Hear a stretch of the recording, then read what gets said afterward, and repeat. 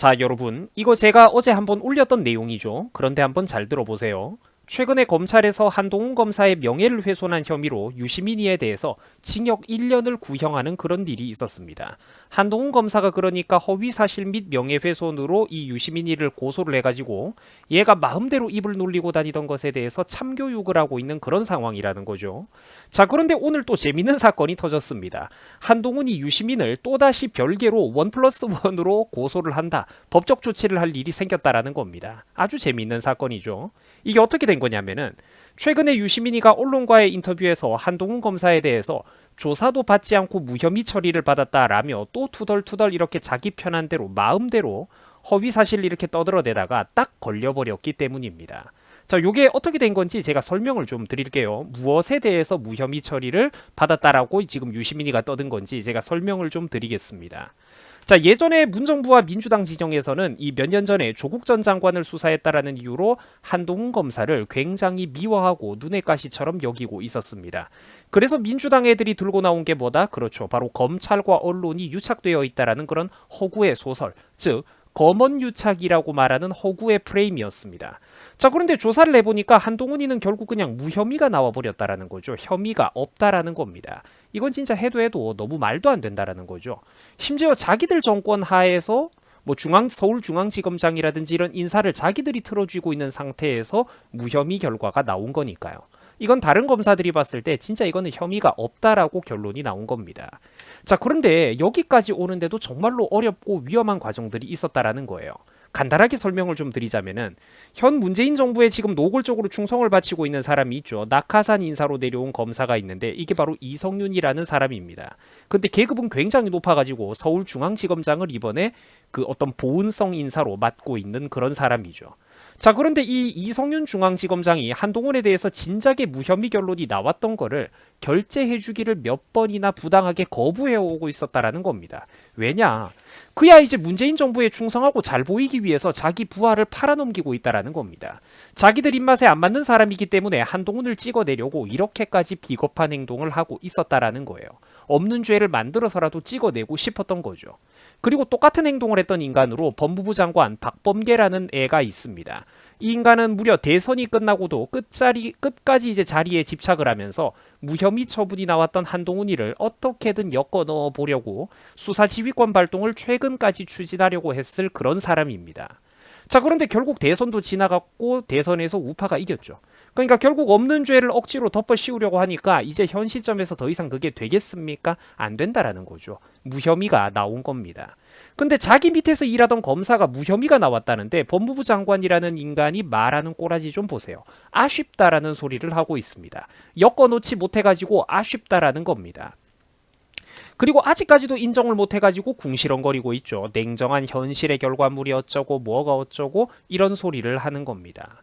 자, 아무튼 그래가지고 이 좌파 진영에서 만들어냈던 이 검언유착이라는 프레임에 하마터면 한동훈은 검사 인생 전체가 날아갈 뻔했습니다. 자, 그런데 유시민이가 여기에 대해서 또 그 가벼운 입을 털어댄 겁니다. 저거 무혐의 나온 거 제대로 조사도 안 받고 그냥 무혐의가 나온 거다라고 이렇게 얘기를 허위 사실을 주장을 했다라는 거예요. 그래서 지금 한동훈이가 제가 불과 어제 설명드렸던 그 명예훼손 건하고는 또 다른 별개로 또 고소를 준비하고 있는 겁니다. 고소 1+1이죠. 자, 그러면은 어제 제가 설명했던 거는 또 무슨 사건이었느냐 한번 또 설명을 해드릴 필요가 있겠죠. 요것도 간단합니다. 유시민이가 그럼 제가 어제 설명한 거는 뭐였냐면은 허위사실을 유포한 게 유시민이가 허위사실을 유포한 게 이번이 한두 번이 아니라는 거예요. 과거에 문재인 정부와 민주당이 힘이 세던 전성기 시절에 유시민이는 한동훈 검사팀 등에 대해서 다음과 같은 허위 사실을 떠들었습니다. 검찰이 노무현 재단 계좌를 들여다봤다라고 말입니다. 자, 그런데 유시민은 결국 첫 의혹을 제기한 뒤 1년이 넘게 지나도록 검찰들이 계좌를 조회했다라는 그런 근거를 전혀 제시할 수가 없었다라고 해요. 당연하죠. 애초부터 그런 일은 없었으니까요. 유시민이는 단지 문정부와 민주당의 힘이 세던 시절에 자기들이 대한민국을 헤쳐먹는데 눈의 가시 같은 검찰들이 방해가 되니까 소위 검찰개혁이라는 거를 밀어붙이려고 마지막에 방해물이 되던 그런 어떤 검사들을 대상으로 이제 검사들이 자기들 같은 좌파 성향의 민간인들을 사찰한다. 시민단체들의 계좌를 털고 다닌다. 이런 프레임을 얘네가 짜려고 했다라는 겁니다. 근데 그거는 허위사실이었죠. 그런 일이 없었으니까요. 그러니까 한동훈 검사가 제가 어제 설명드린 사건에서는 이거를 허위 사실 및 이제 명예훼손으로 고소를 했던 겁니다. 이제 제가 어제 설명드린 게 바로 이거였다라는 거죠. 그래서 그 결과 검찰에서 징역 1년의 구형이 나온 겁니다. 자, 그런데 오늘 유시민이가 갑자기 또 약자 코스프레를 하면서 후회가 없다느니 전혀 반성하는 기미도 안 보여주고 있죠. 심지어 또다시 한동훈 검사에 대해서 무슨 아무 조사도 안 받고 그냥 무혐의가 나왔다 이런 식으로 또다시 검찰들의 명예를 모욕하고 한동훈에 대한 허위 사실을 유포를 했다라는 겁니다. 그러니까 한동훈이가 무슨 일을 하겠습니까? 또 고소하고 법적 조치하겠다라고 나를 세운다라는 거죠. 1+1 해야지. 이래야 정신을 차리겠죠, 유시민이가. 자, 그러니까 결국 이 인생사라고 하는 게 여러분들 원래 사필귀정 인과응보입니다.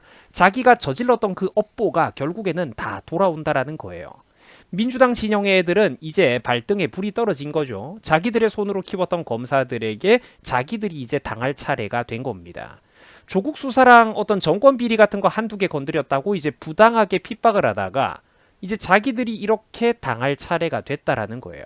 자기들 수사한다고 핍박을 하다가 지금 이렇게 그 부메랑을 이제 되맞고 있지 않습니까?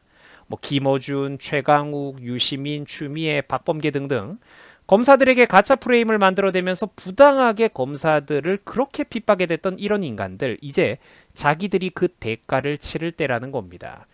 지난 몇 년 동안 인고의 세월을 버텨온 이 검사들이 이런 거 다 기억을 하고 있다라는 거죠. 그래서 여러분들, 저는 부디 대한민국에 희망이 다시 한번 비춰보기를 진심으로 기원을 합니다. 자, 시청해 주셔가지고 대단히 감사드립니다. 여러분들 수고하셨습니다.